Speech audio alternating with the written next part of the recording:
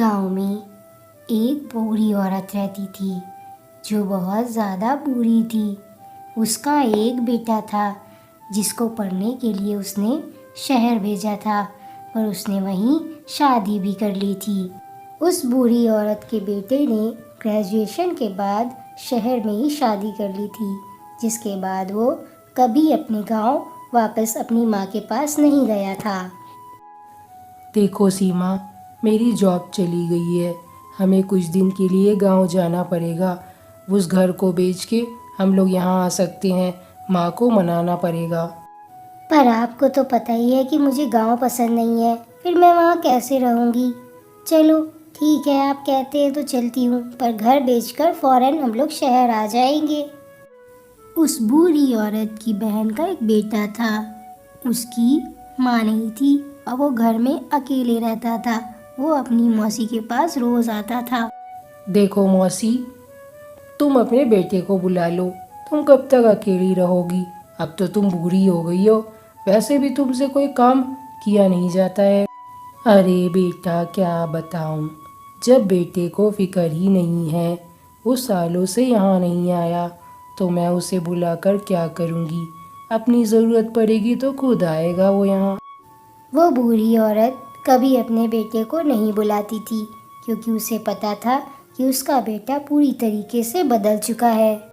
अगली सुबह विशाल अपनी पत्नी सीमा को लेकर अपनी माँ के घर गांव आ जाता है, जिसे देखकर उसकी बूढ़ी माँ बहुत खुश होती है और वो उससे पूछती है, अरे बेटा, तू यहाँ?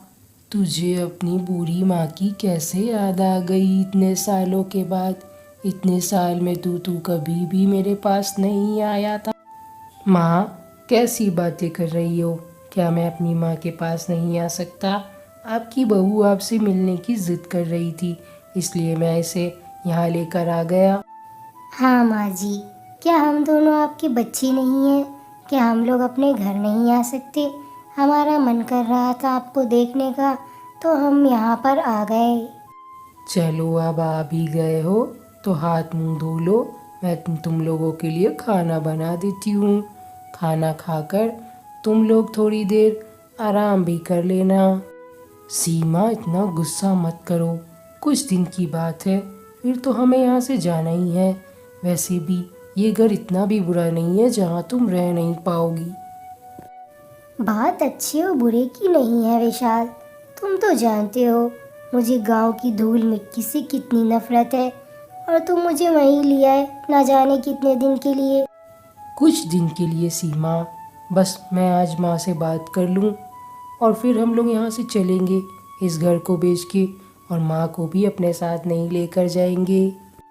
तुम सही कह रहे हो विशाल, इस घर को बेचकर माँ को आश्रम छोड़ देंगे, और वैसे भी वो शहर जाकर क्या करेंगी? उनकी उम्र शहर जाने की नहीं है, उनको यहीं छोड़ दो। मेरा बेटा कितना पतला हो गया है। बहू तुझसे खाने को नहीं देती क्या? चल बेटा, मैंने तेरे लिए तेरी पसंद का खाना बनाया है। जल्दी जल्दी खाकर बता कैसा है।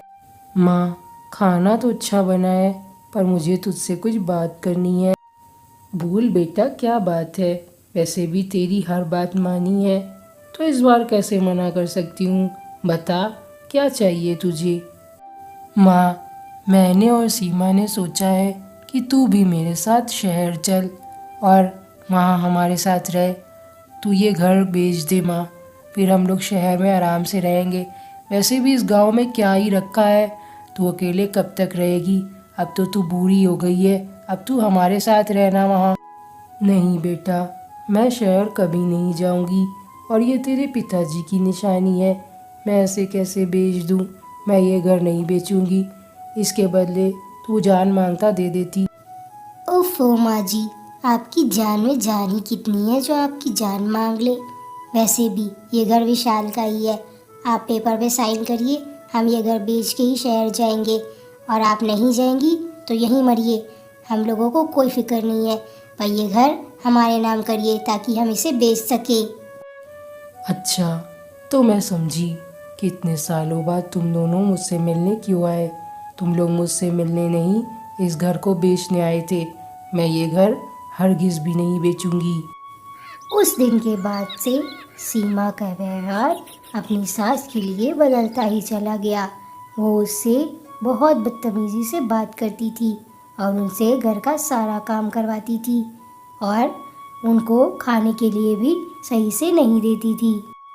ए बुढ़िया, उठ, घर का सारा काम पड़ा है, तू सो रही है। चल झाड़ू लगा और खाना बना। भरी आई, दिन भर सोती रहती है। घर का सारा काम तेरे नौकर करेंगे आके। बहू, ये क्या तरीका है मुझसे बात करने का? क्या तुम अपनी माँ से भी ऐसी बात करती हो? और मेरी तबीयत खराब थी इसलिए मेरी आँख लग गई। वैसे भी घर का सारा काम मैं ही करती हूँ। तुमसे मुझे कोई उम्मीद नहीं है। तुम 2 दिन की मेहमान हो, चली जाओगी। और खाना मैंने बना दिया था, घर की सफाई वो मैं अभी कर दूंगी, समझी? उस बूढ़ी औरत के इतना कहते ही सीमा उसे धक्का दे देती है और वो बूढ़ी औरत गिर जाती है, जिसकी वजह से उसको हर जगह चोटें आ जाती हैं। बुढ़िया, ना काम करती है ना कुछ, मुझे बातें सुना रही है। यहाँ रहना है तो काम कर, नहीं तो ये घर हम दोनों के नाम कर। हम लोग यहाँ से बेच के जाए, तू आश्रम में चली जा। सीमा की सास सीमा के इतने अत्याचार करने के बाद बहुत दुखी हो जाती है और घर का सारा काम वक्त पर करने लगती है।